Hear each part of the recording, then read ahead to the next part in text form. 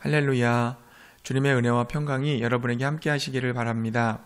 주일 예배가 녹화되지 않는 바람에 제가 설교 부분만 따로 녹화해서 여러분에게 보내드리도록 하겠습니다. 오늘 말씀은 출애굽기 5장 1절에서 9절까지의 말씀이고요. 제목은 출애굽의 목적입니다. 이스라엘 백성들의 수가 많아지고 점점 강성해지자 바로는 이스라엘 백성을 탄압하기 시작했습니다. 국고성 비돔과 라암셋을 건축하게 하고 가혹한 노동으로 학대했습니다.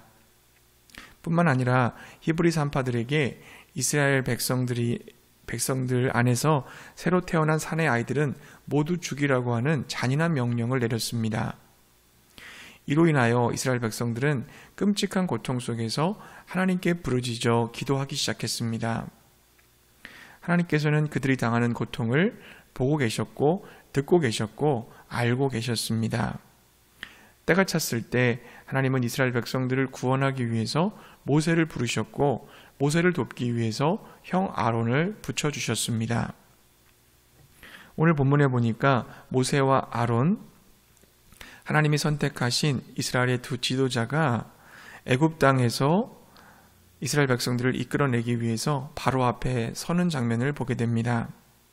그리고 입술을 열어 민족을 위한 요청을 말합니다. 출애굽기 5장 1절의 말씀을 보겠습니다. 그 후에 모세와 아론이 바로에게 가서 이르되 이스라엘의 하나님 여호와께서 이렇게 말씀하시기를 내 백성을 보내라. 그러면 그들이 광야에서 내 앞에 절기를 지킬 것이니라 하셨나이다. 아멘. 모세는 바로에게 내 백성을 보내라는 하나님의 명령을 전달했습니다. 하나님이 바로에게 이 백성은 너의 백성이 아니라 나의 백성이다라고 선언하신 것입니다. 그리고 소유권을 주장하신 것이죠. 이것은 부탁이나 그리고 협상도 아니라 이것은 하나님의 신적인 명령인 것입니다. 예상했던 대로 바로는 거절합니다. 모세가 요구를 거절하면서 이렇게 말했죠. 여호와라는 신이 도대체 누구냐? 여호와를 알지 못하니까 나는 그의 말을 듣지 않겠다고 얘기한 것입니다. 스스로를 신이라고 자청하면서 교만했던 그 바로가 애굽의 신도 아니고 히브리 노예들이 믿고 있는 그 신의 명령을 들을 리가 만무했을 겁니다. 오히려 무시하고 또한 조롱했습니다. 그러자 모세와 아론이 다시 선포합니다. 히브리인의 하나님이 우리에게 나타나셨다. 우리는 광야로 사흘 길을 갈 것이고 그 후에 하나님께 제사 지낼 것이다. 우리가 제사를 지내지 않으면 하나님께서 우리를 벌하실지도 모른다. 여기서 모세는 하나님을 히브리의 하나님이라고 말했습니다. 히브리란 민족을 나타내는 그런 개념이기도 하지만 애굽 사회의 밑바닥에서 천하고 힘든 일을 하며 살던 낮은 신분의 사람들, 즉 사회적 약자들을 통틀어 지칭하는 말입니다. 모세는 작고 낮고 약한 이스라엘 민족을 사랑하시며 구원하시는 하나님이 바로 여호와 하나님, 우리들의 하나님임을 바로에게 선포하고 있는 것입니다. 그러나 바로는 또다시 거절합니다. 아니, 이제 더 혹독하게 이스라엘 백성들을 괴롭히기 시작합니다. 벽돌을 만드는 데 있어서 집이 필요한데 그 집을 빼라고 명령했습니다. 하루에 만들어야 될 벽돌의 양은 정해져 있고 필요한 집은 제공되지 않으니까 그 집을 구해야 되는 수고가 더해진 것입니다. 이스라엘 백성들이 하루에 감당할 책임을 다하지 못하자 바로의 부하들은 이스라엘 백성들을 닥달하기 시작했습니다. 여기서 우리가 한 가지 주목해 보아야 할 것이 있습니다. 하나님께서 이스라엘 백성들을 출애굽시키겠다고 하셨는데 그 출애굽의 목적이 무엇인가 하는 점입니다. 이스라엘 백성들이 애굽 땅에서 떠난다는 게 무슨 의미가 있는 걸까요? 물론 노예 상태에서 자유로워진다는 것은 굉장한 사건이지만 자유를 얻어서 무엇을 할 것인지가 더 중요한 것입니다. 자유를 얻어서 광야를 지나 가나안 땅에 들어가서 집도 짓고 농사도 하고 자녀도 낳고 여가도 즐기면서 행복하게 살기 위함입니까? 하나님께서 그것만을 위해서 이스라엘 백성들을 출애굽시킨 것일까요? 사랑하는 성도님들, 우리는 예수님을 믿어 구원받고 죄와 사망에서 자유함을 얻었습니다. 하나님께서 우리에게 이러한 구원과 자유를 주신 이유는 무엇일까요? 여러 가지 답이 나올 수 있다고 생각합니다. 이제 내가 하나님의 자녀가 되었으니 하나님께서 나의 꿈을 이루어 주실 것입니다. 하나님께서 나를 성공시켜 주실 것입니다. 하나님께서 나의 자녀를 축복해 주실 것입니다. 하나님께서 돈을 잘 벌게 해 주실 것입니다. 나의 질병을 낫게 해 주실 것입니다. 나의 모든 문제를 다 해결해 주실 것입니다. 라고 여러분 말할 수 있을 겁니다. 그러나 우리가 여기서 한 가지 놓치고 있는 것이 있습니다. 나를 하나님의 자녀 삼아 주시고 구원해 주신 그 이유와 목적을 내가 규정할 수는 없다는 것입니다. 나로부터 답을 찾으려고 하면 답이 나오지 않습니다. 왜 그럴까요? 내가 나를 구원한 것이 아니기 때문에 그렇습니다. 구원의 목적은 나로부터 나올 수 없습니다. 하나님이 나를 구원하셨기 때문에 구원의 목적은 하나님으로부터 나와야 합니다. 내가 나를 구원했다면 내가 그 목적을 가지고 있겠지만 하나님이 나를 구원하셨다면 하나님께 그 구원의 목적이 있을 수밖에 없다는 겁니다. 많은 사람들이 자신 때문에 하나님이 있다고 생각합니다. 자신을 위해 예수님이 십자가를 지시고 구원하셨다라고 믿습니다. 네, 그렇습니다. 하나님은 저와 여러분을 사랑하십니다. 하나님은 사랑의 마음을 가지고 계신 것이 아니라 사랑이십니다. 사랑은 하나님이 가지고 계신 그 인격의 본질입니다. 하나님의 사랑이 표현된 것이 바로 우리가 살고 있는 이 창조 세계이고 바로 저와 여러분들입니다. 그러나 하나님의 사랑을 받은 우리는 죄로 말미암아 하나님과의 관계를 깨뜨렸습니다.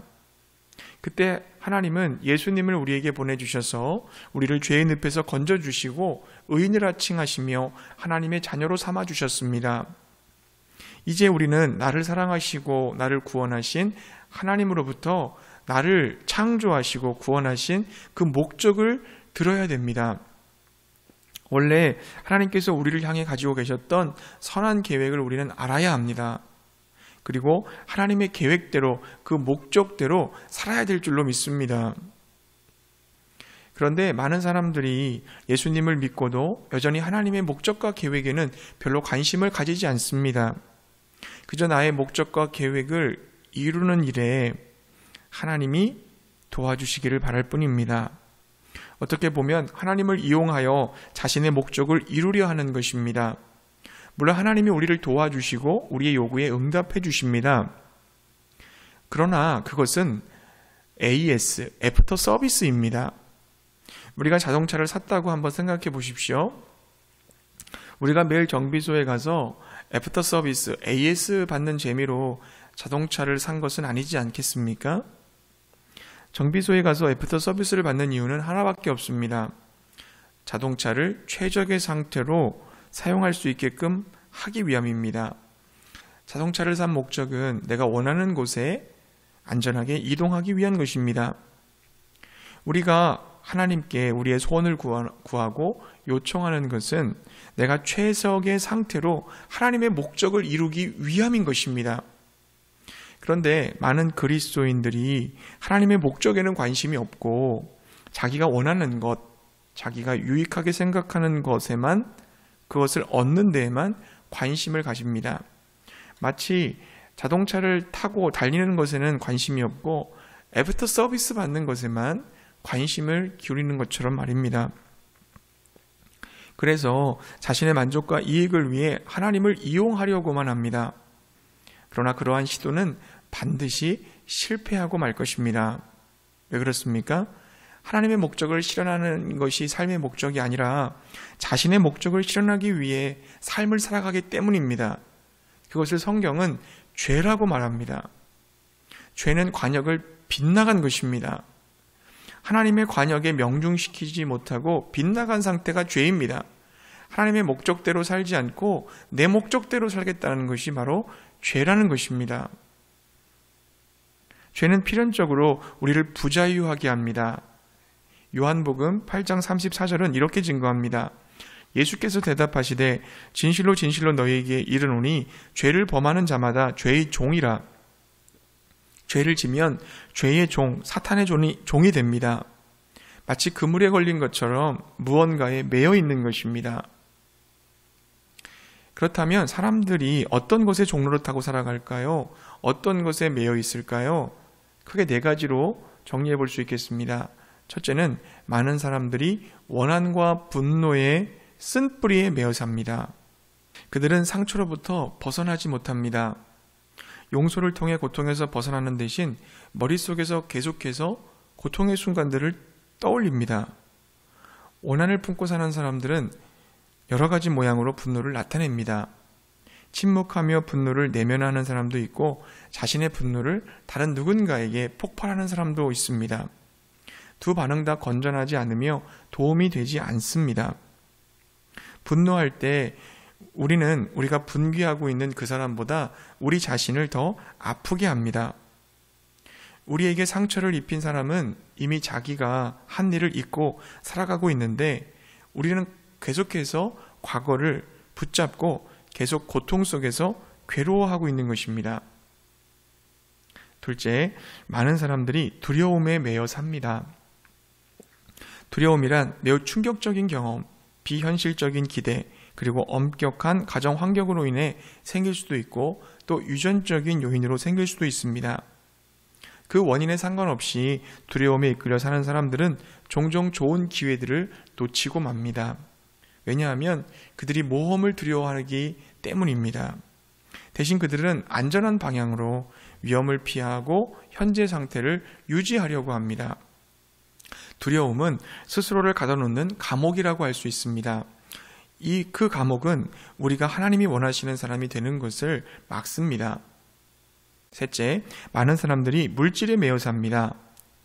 이런 사람들의 삶의 목적은 돈을 더 많이 모으는 것입니다. 그래서 많이 벌면 행복하고 더 중요한 사람이 되며 내 삶이 더 안전할 것이라고 생각합니다. 하지만 이것은 모두 사실이 아닙니다. 소유물은 일시적인 행복만을 줍니다. 물질은 비인격적이기 때문에 금방 실증을 느끼게 됩니다. 그리고 더 새롭고 더 나은 것을 계속 추구하게 됩니다.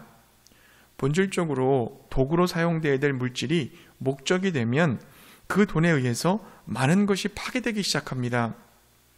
먼저는 자기 자신이 망가지고 이웃과의 관계가 깨지고 공동체가 무너지는 것입니다. 자아 가치는 소유 가치와 동일하지 않습니다. 우리의 가치는 우리가 가진 물질에 의해서 결정되는 것이 아니고 내가 가지고 있는 생각에 의해서 결정되는 것입니다.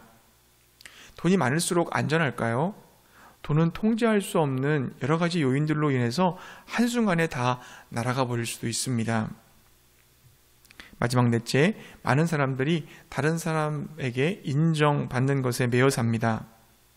그들은 부모나 배우자 혹은 자식이나 스승 또는 친구들 그리고 수많은 사람들의 기대를 채우기 위해 살아갑니다.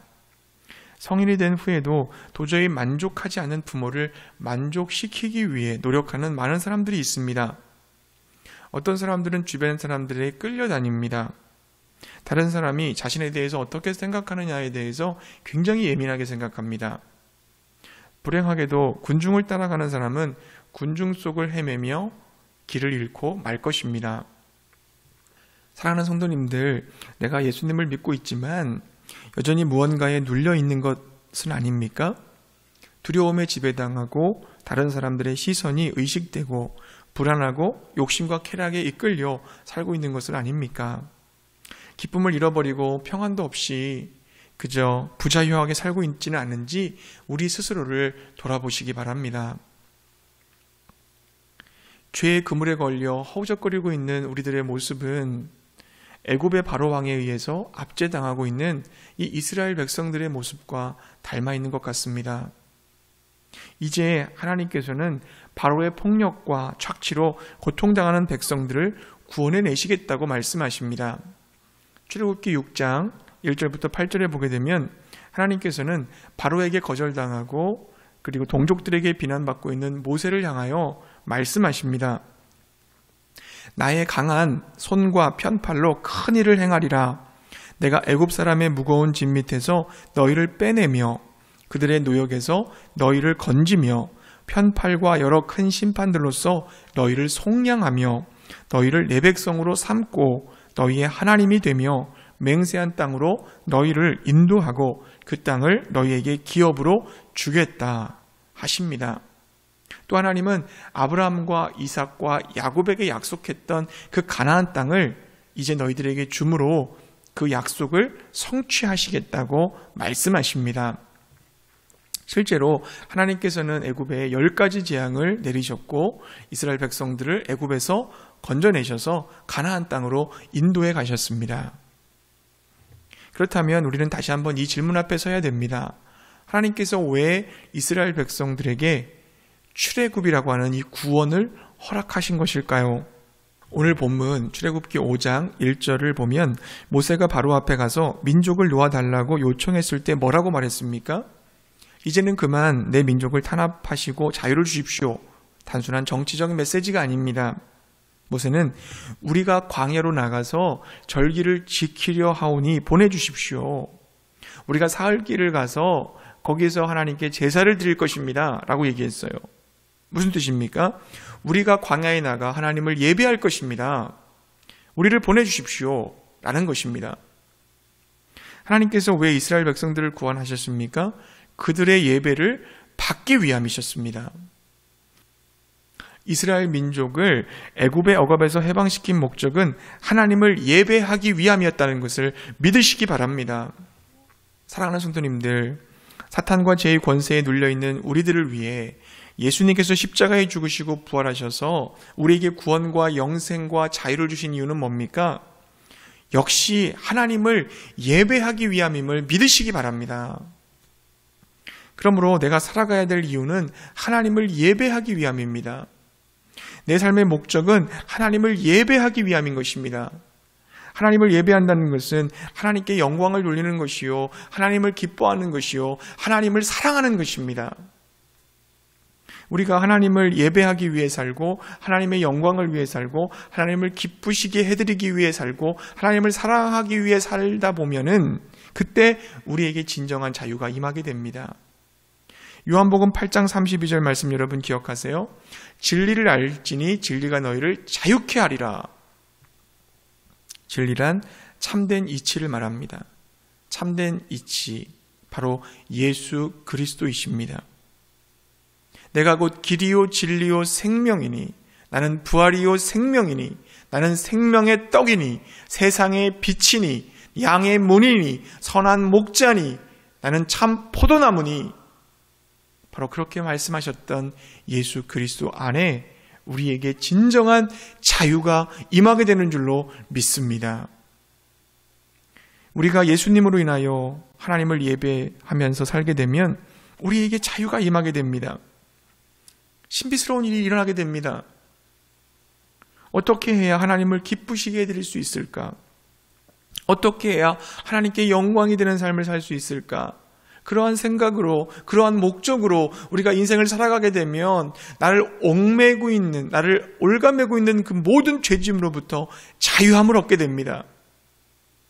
분노와 원한과 두려움과 돈에 대한 집착과 인정받고 싶은 욕망이 사라지는 것을 경험하게 됩니다. 먼저 여러분, 나의 생각을 변화시키십시오. 무엇보다 나의 마음을 지키는 것이 중요합니다. 나를 위해 살고 내 자존심, 내 욕심, 내 이기심을 위해 살려는 마음을 다 내려놓고 하나님을 위해, 하나님의 기쁨, 하나님의 영광, 하나님을 사랑하기 위해 살려고 생각하시기 바랍니다. 그러한 마음을 결심하시기 바랍니다. 그렇게 생각했다면 이제 그렇게 실제로 행동해 보세요. 하나님을 기쁘시게 해드리기 위해서 내가 어떤 행동을 해야 될까 생각하고 그 행동을 그대로 실천으로 옮겨보시기 바랍니다. 하나님을 그렇게 예배하시기 바라요. 내 감정과 동기가 따라오지 않는다 할지라도 행동이 먼저 따라가면 감정과 동기는 그 후에 따라오게 될 것입니다. 이것은 시간도 걸리고 많은 연습이 필요한 일이지만 매 순간 이루어져야 되고 평생 해야 될 일이지만